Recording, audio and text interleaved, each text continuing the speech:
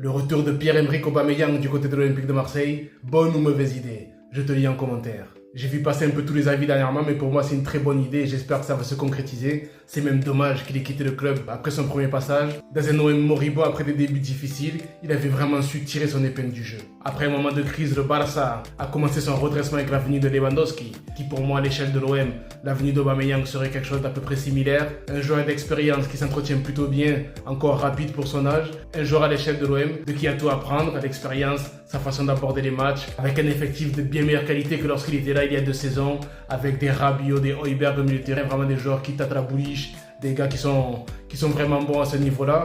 Et devant, on a un Gouiri qui est assez polyvalent, qu'on voit épanoui depuis sa venue, qui, je le lui souhaite, continuera sur cette lancée. Et voilà, avec Greenwood, avec les petits ajustements qui pourront se faire, Aubameyang ne fera pas tâche dans cet effectif. Donc ce serait vraiment un très bon recrutement. Et pour les grincheux qui parleraient d'un niveau Champions League que le joueur n'aurait pas, il ne faut pas oublier que c'est l'un des meilleurs buteurs de l'histoire de l'Europa League. Ce nouveau format de Champions League peut favoriser un tirage similaire à celui de Brest en affrontant des équipes comme Sturm Graz, le Shakhtar ou Salzbourg, devant qui l'OM ne ferait pas de figure. Et même en recrutant du lourd, que ce soit en Liga ou en Ligue des Champions, l'OM ne peut pas aller chercher le PSG. Donc autant mieux continuer de bâtir sagement que de vouloir la folie des grandeurs pour finalement vouloir griller des étapes alors que c'est pas approprié.